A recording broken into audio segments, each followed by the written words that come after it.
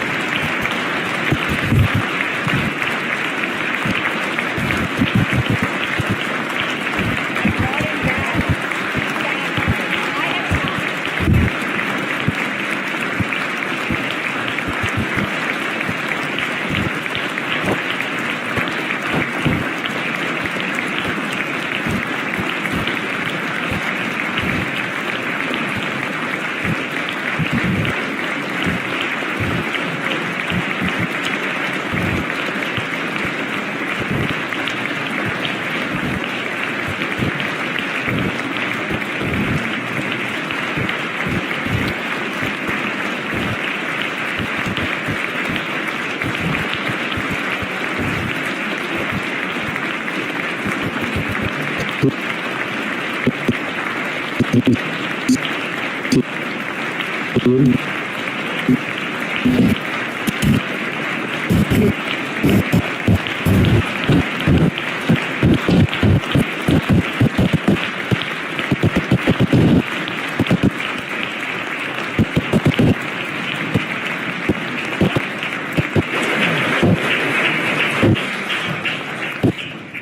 is now my distinct honor to present to you the Governor of the State of Vermont, the Honorable Philip B. Scott.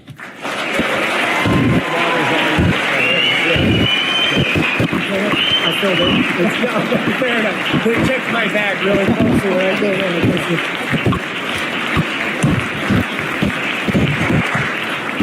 Thank you.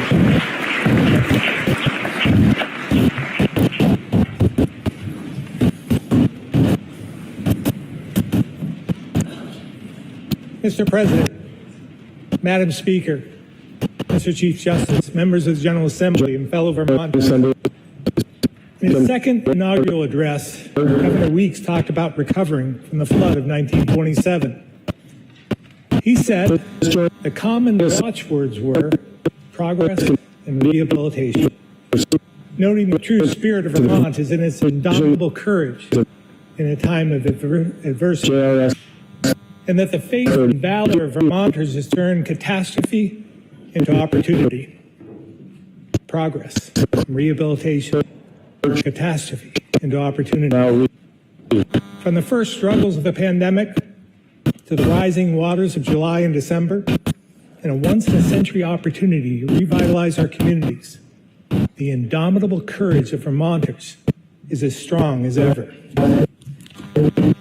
This session, let's honor their resilience and strength, kindness and generosity, not only in flood recovery, but by working together to address persistent problems, demographics, housing, affordability, and recent increases in violence and crime. To meet this moment, we're going to have to prioritize, set aside good things that are less urgent, and rise above the toxic polarization of America's political parties that focus our work directly on these fundamental issues. If we do, we'll turn catastrophe into opportunity once more.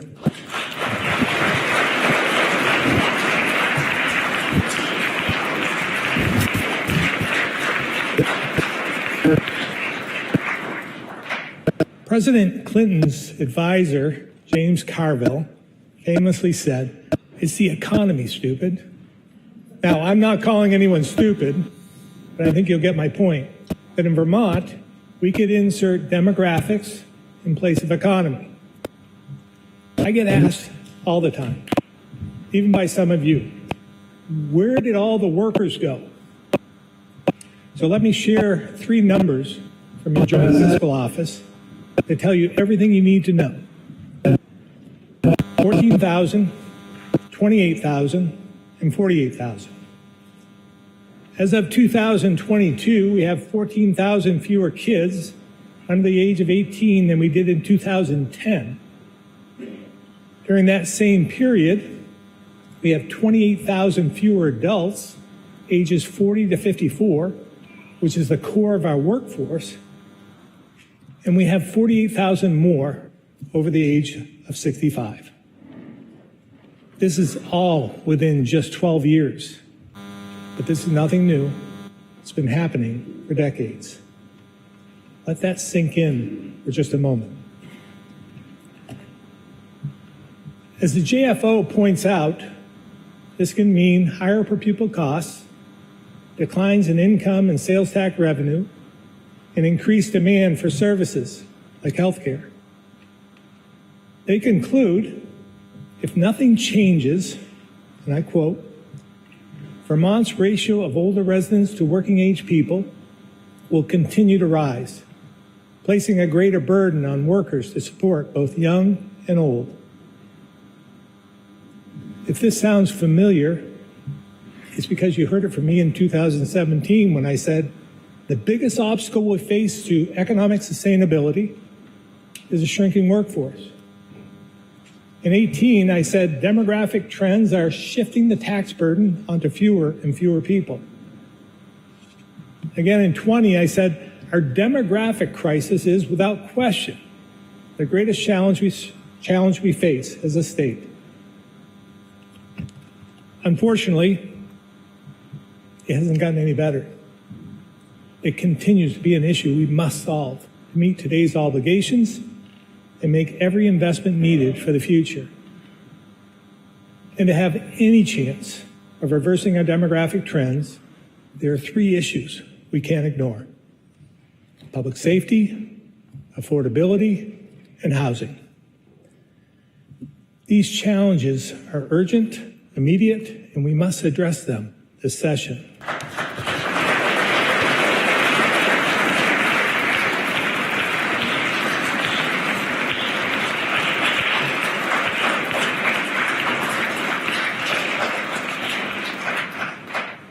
For as long as I can remember, our safe, close-knit communities and the peace of mind healthy cities and towns provide have been integral to keeping and attracting families to our state.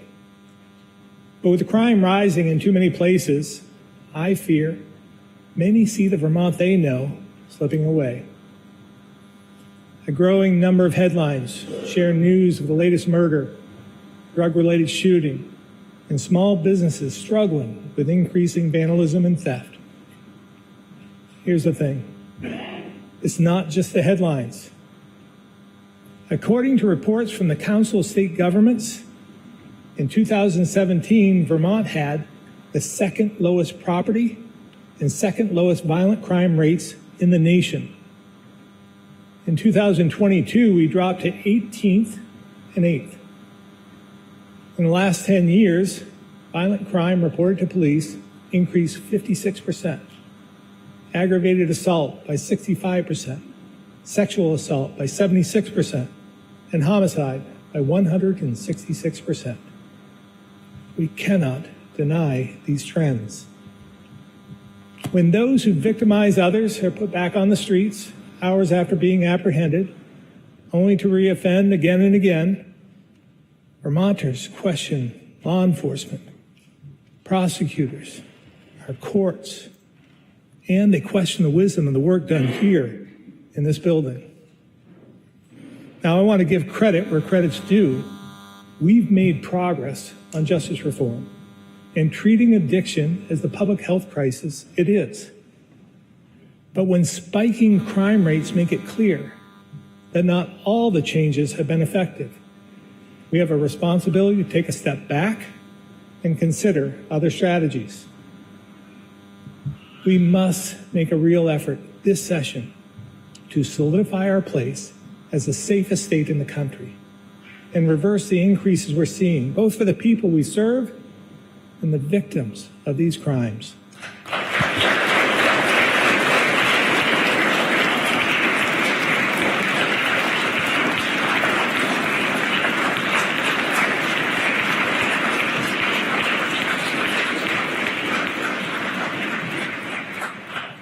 We must also acknowledge our crisis of affordability is making it difficult to address public safety, as well as other areas like education and healthcare. And the high cost of everyday life in Vermont is dulling the tools we put in place to keep and attract working families. In 3 weeks, I'll present my budget for fiscal year 2025, and it will be a much different picture than previous years. Sobering comes to mind. With historic one-time federal aid ending, with a large increase in our pension obligation, and last year's spending decisions catching up to us, we're back to where we were several years ago, with difficult decisions to be made. For many of you, this will be the first time you'll work on a budget without hundreds of millions of dollars in surplus. For others, it's deja vu. Once again, we'll face the discomfort of saying no, choosing between many good things, and maintaining the discipline to focus on what Vermonters need most. I continue to believe we need to keep our spending within existing revenue. So in full transparency, you can expect my budget will increase by about 3%. I know from experience, many of you view 3% growth as an austerity approach. So it's important to know that with this increase and after meeting our obligations, we have very little money left. So if you go higher, we'll be spending more than we're taking in, leading to higher taxes and fees, adding to the burden Vermonters are already feeling. I'm sure you're aware the federal government just announced its increase for those on Social Security, which was 3.2%. So if our seniors are expected to manage that, it seems as though we should do the same.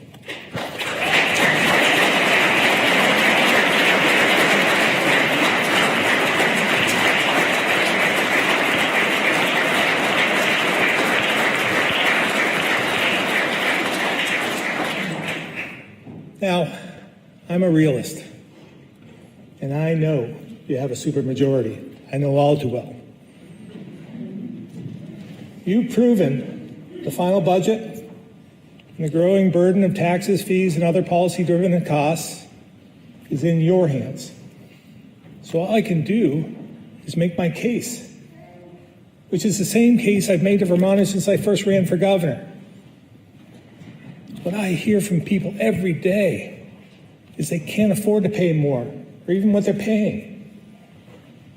So this year, let's do what's best for them and live within their means.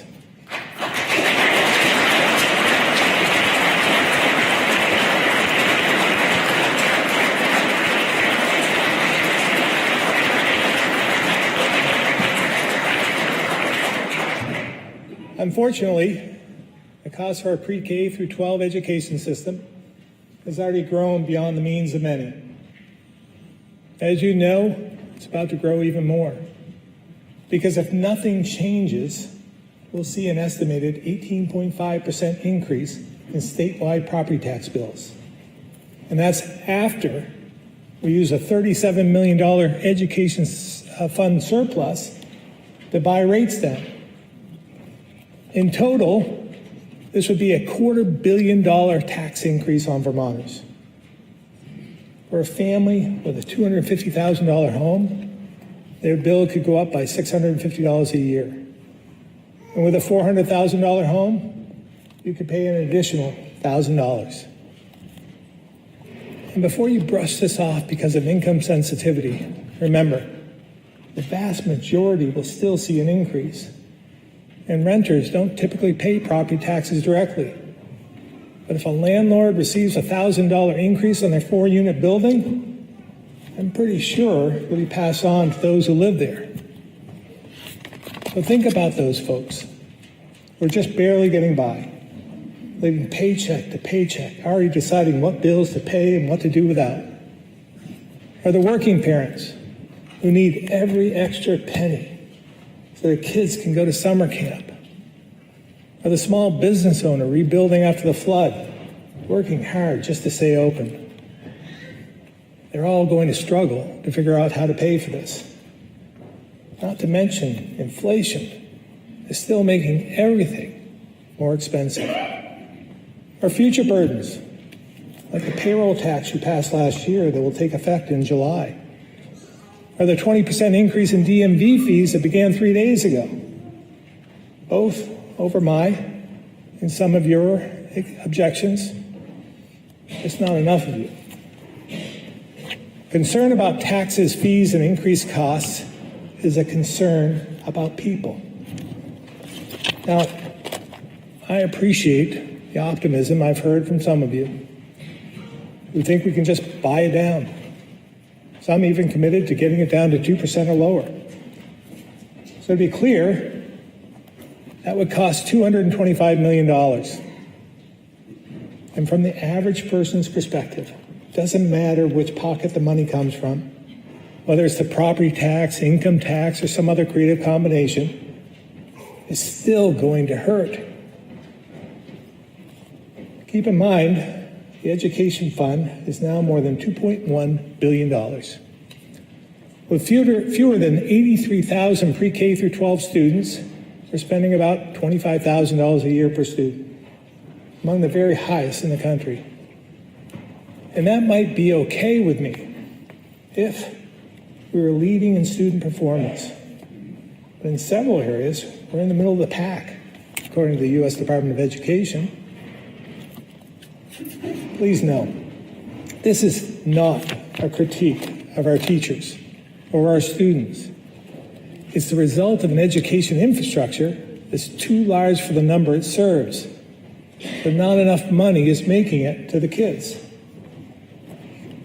Unfortunately, there's no quick fix to this, but we could discuss ideas I put on the table before, like additional consolidation or classroom size targets, addressing healthcare and retirement costs, moving to a statewide teacher contract, or capping property tax growth. And I'm sure you have ideas on how to contain spending as well. I believe we all want better education outcomes for our kids and to have a system our seniors, families, and young workers can afford. So let's work together to address the affordability issues we can control and restores the size of the working class so there are more people to pay taxes and more kids in our schools.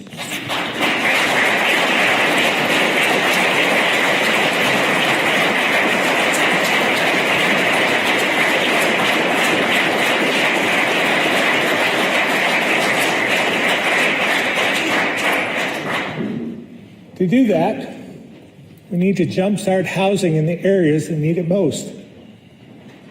Because this crisis is not only holding us back when it comes to filling jobs and refilling our schools, it's hurting Vermonters here right now.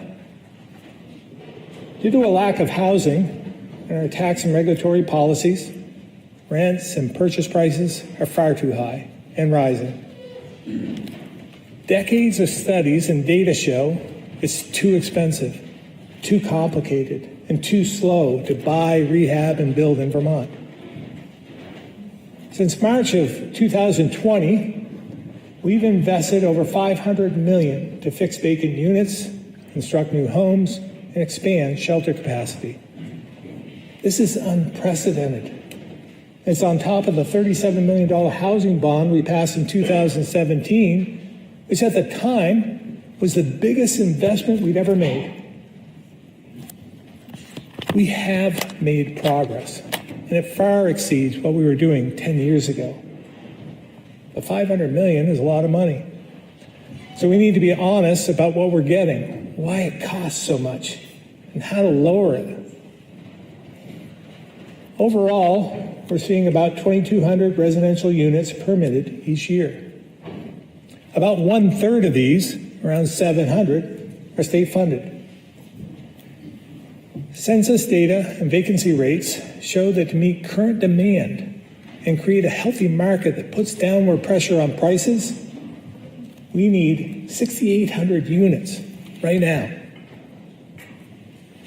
Most of our funding goes to homes that cost, on average, $450,000 per unit to develop. $450,000. So that's $3 billion in public and private funding just to fill the gap we have today. With these costs in mind, I think most of us would agree something's got to change. Last year, I said, we won't be able to make the most of this opportunity if we don't address the decades-old regulations holding us back. While we took some steps, I know many of you would agree we need to do a lot more. The fact is, Act 250 did exactly what it was intended to do. It slowed down growth, in some cases, stopped it altogether. But it was enacted at a time when we were growing way too fast. Today, we face a different reality, one where families desperately need homes and communities need reinvestment. There's an expression, if nothing changes, then nothing will really change. In our case, that means if nothing changes, things will continue to get worse. We've committed the funds and laid the groundwork, but if we don't truly address Act 250, we won't solve our housing crisis. Every single one of you and the people you represent need a voice in this debate. This issue is too important and too consequential for two committees and a couple of special interest groups to control the outcome. If we make common sense improvements, we can give young families the decent, affordable house they need. We can offer seniors a chance to enjoy retirement without the burden of a large home they can't afford. And we can put homeless Vermonters in real homes, not overpriced hotel rooms we can't afford.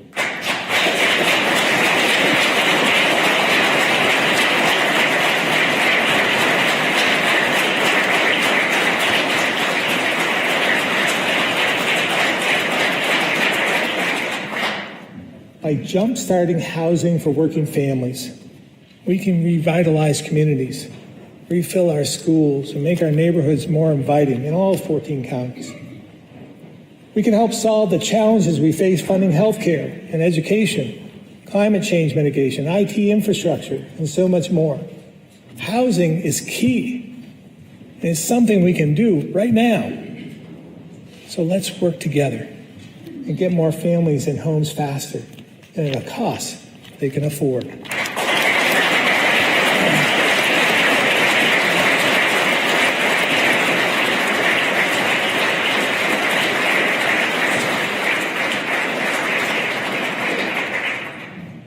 My friends, I've now spent about 20 minutes talking about the significant challenges we face.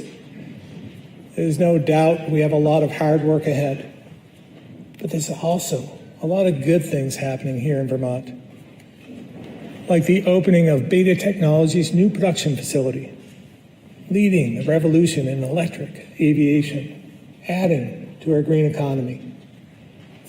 The opportunity we have with the Federal CHIPS Act to build an innovative tech hub and expand semiconductor manufacturing. The work of our Refugee Resettlement Office, which along with many partners, has helped 500 refugees get settled, contributing to our communities, workforce, and economy while pursuing the American dream.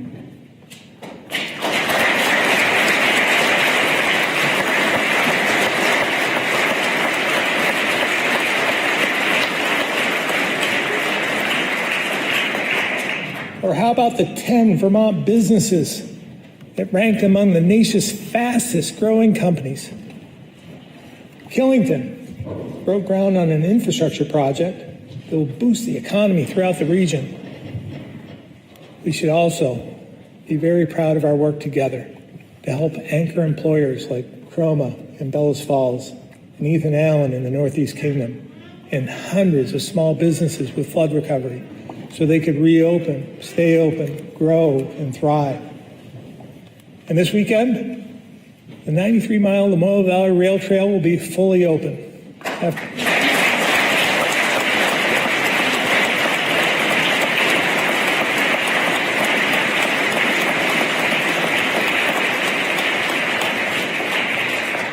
The crews worked quickly to repair the damage caused by those July storms.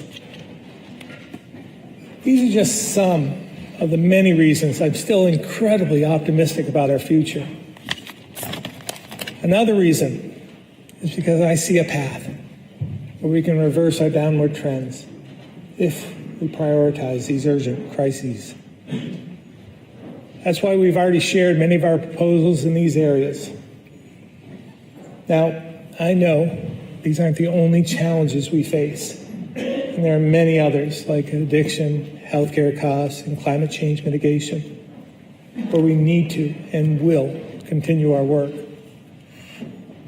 Public safety, affordability, and housing are the issues that demand our immediate attention because Vermonters are seeing, feeling, and living them every single day, and they're critical to reversing our demographic trends. So, while the lobbyists and advocates will have their agendas, and being an election year, political parties and partisans will have theirs as well. We owe it to Vermonters to put all that aside and make real progress on public safety, affordability, and housing needs. because these issues don't discriminate based on your party affiliation.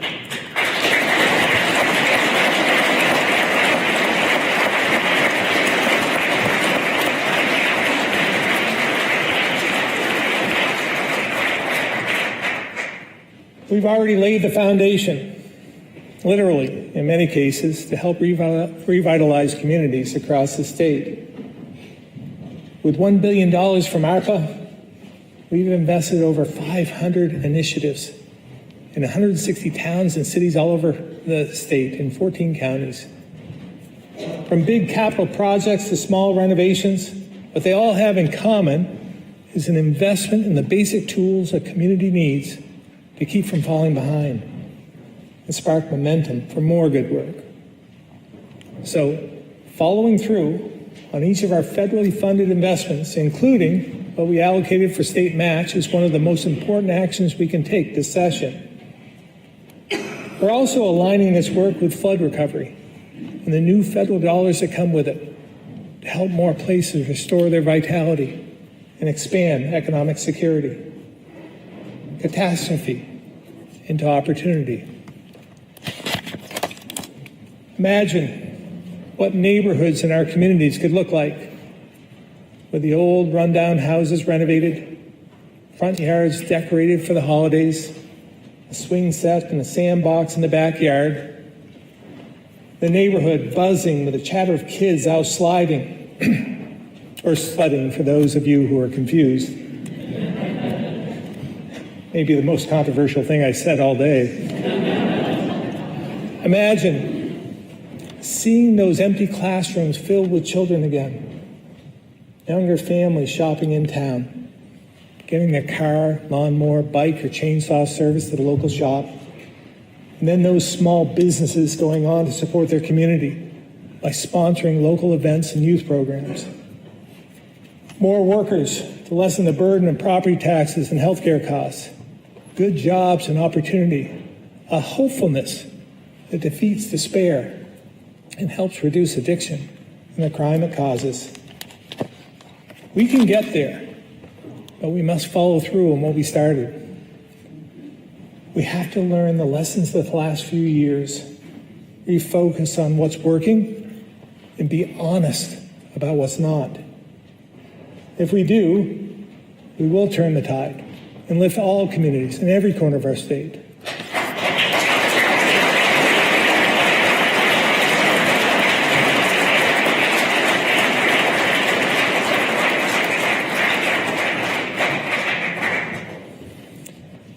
Most importantly, I'm optimistic about our future because of the people of Vermont.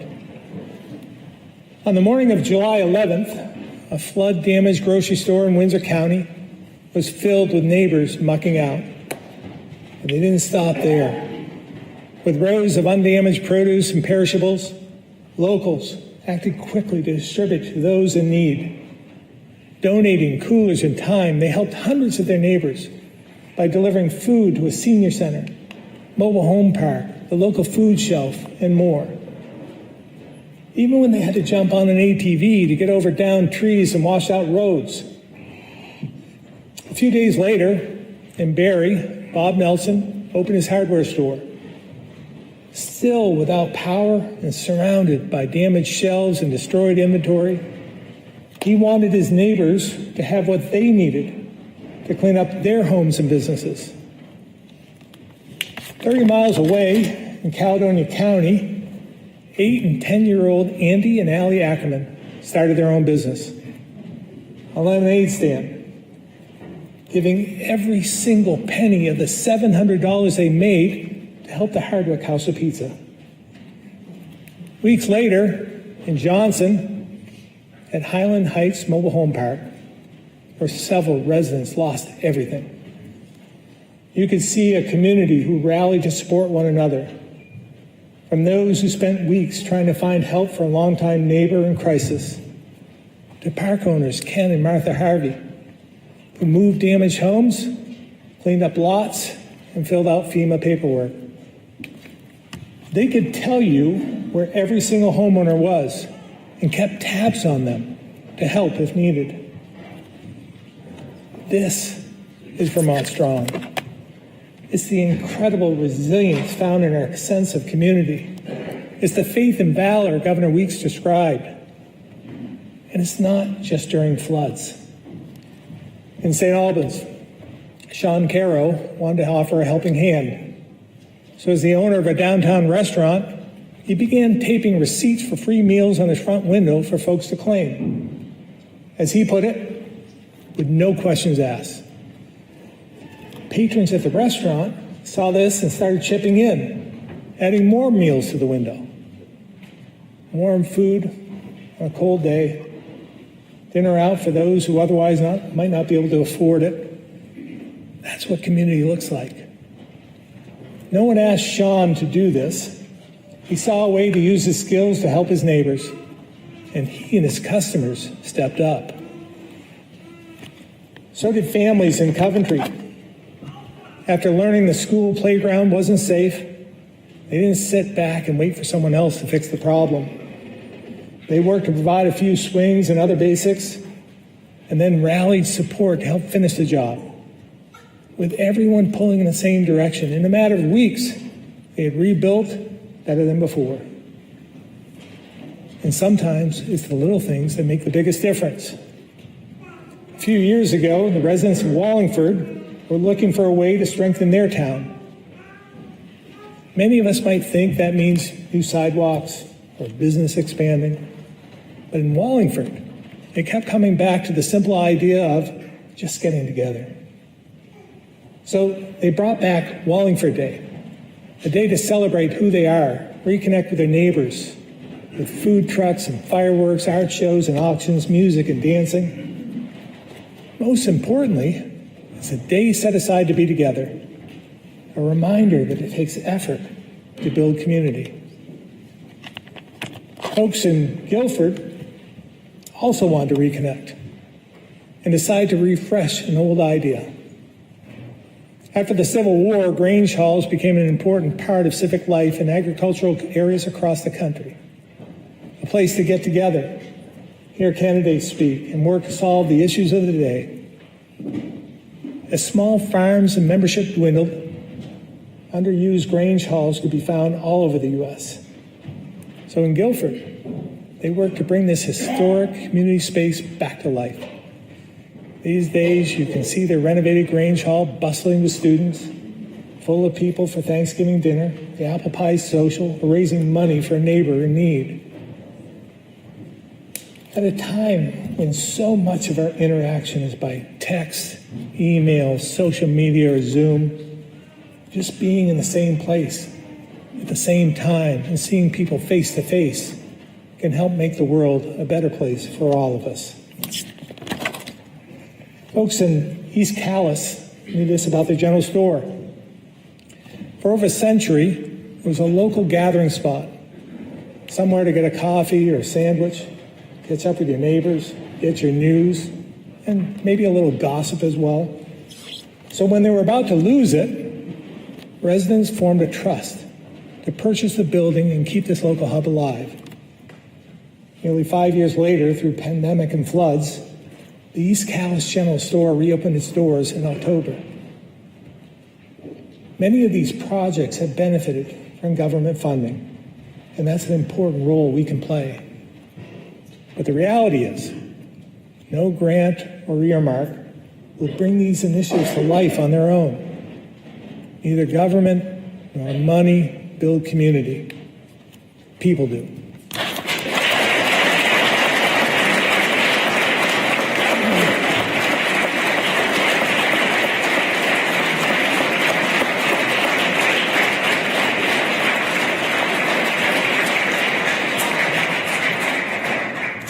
Many of those I just mentioned are here today, so if they could please rise if able, so we can give them a proper thank you.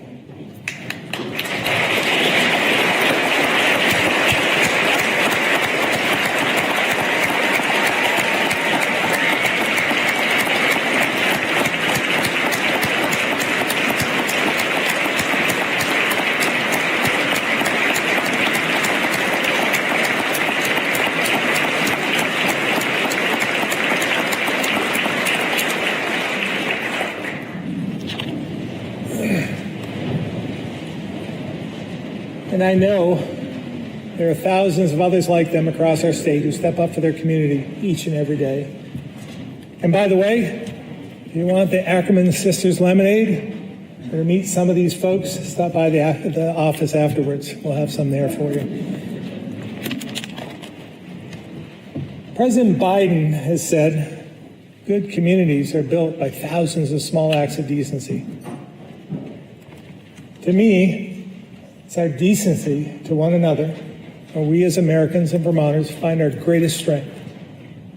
I've seen this my entire life. I saw it in my dad and my mom and the people of my hometown when he passed away. I've seen it in teachers and classmates, co-workers, friends, neighbors, colleagues in the legislature, and dedicated state employees.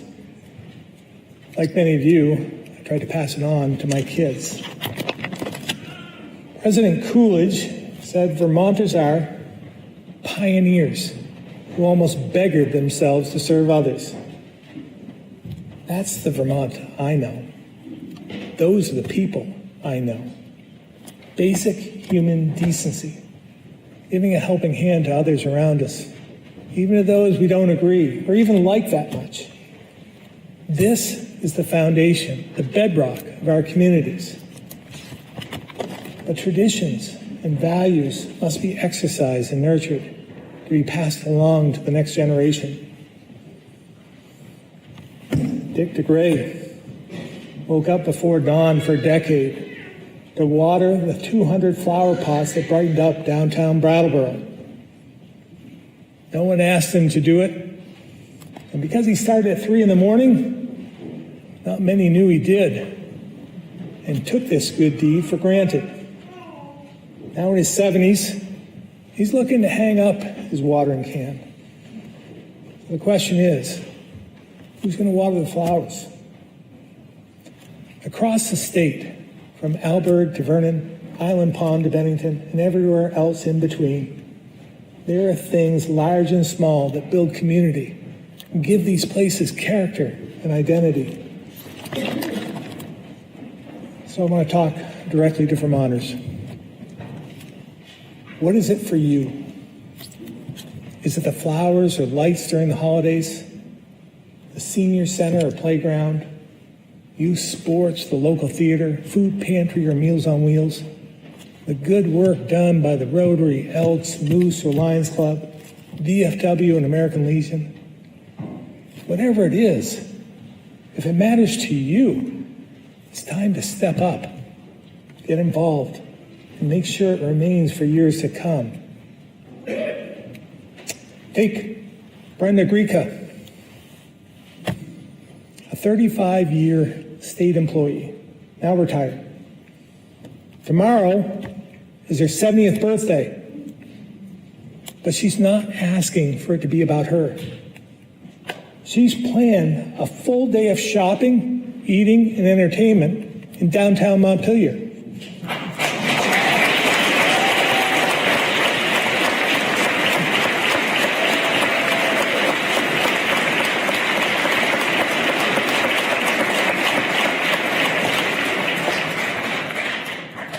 All she wants is for people to support these local businesses who were devastated by the flood. And by the way, you're all invited. Remember, no gifts, just bring your credit card. It's clear there are many people doing this good work, but they can't do it on their own. It takes all of us.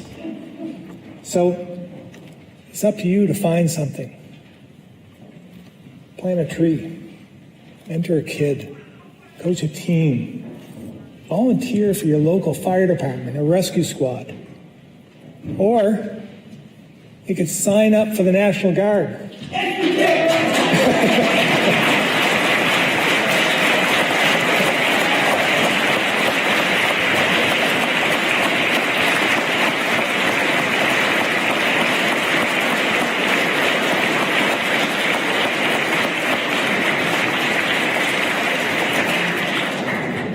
Can always count on General Knight. The Guard has been essential to our state emergencies and national security. and we desperately need them. And they need more of you. And I'm sure you'll be hearing more about that from General Knight this session. Because the reality is, that thing, that tradition, or cause or service that means something to you won't last. No one carries it on. It's about action, not apathy. Dedication, not destiny. The progress we've made in the short 246 years since our nation's founding is not a coincidence of history. The burden of citizenship and all who aspire to it is the work to fulfill the promise of a more perfect union. This is the great gamble of our republic, that everyday Americans and everyday Vermonters will show up, do the work, and carry out those small acts of decency to build community. That's the most important work of all.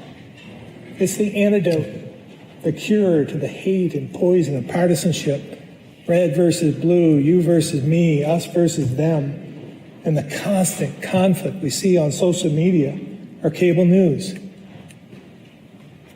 Strengthening our communities, connecting with our neighbors, doing our part, however big or small, is how we prove there is a better way.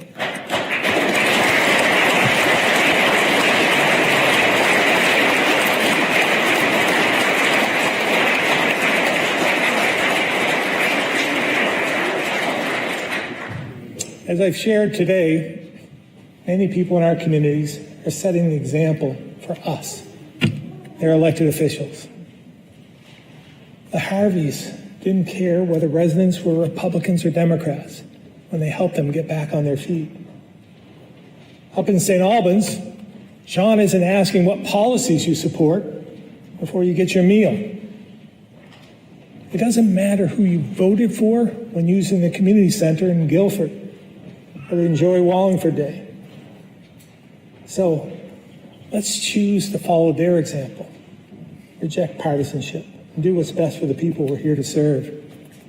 Show up, do the work, so we don't lose what makes Vermont so special. Focus on the things that strengthen our communities, so all parts of our state can build upon their character and fulfill their potential.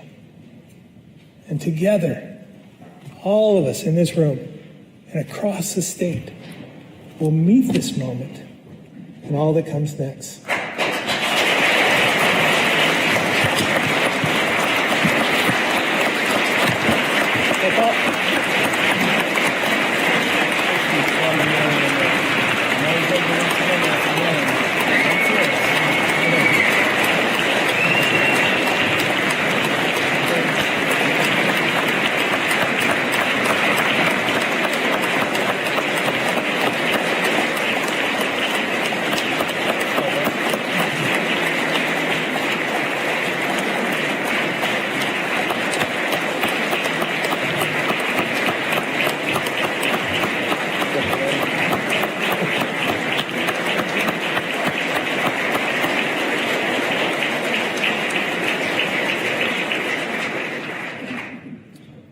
You may be seated.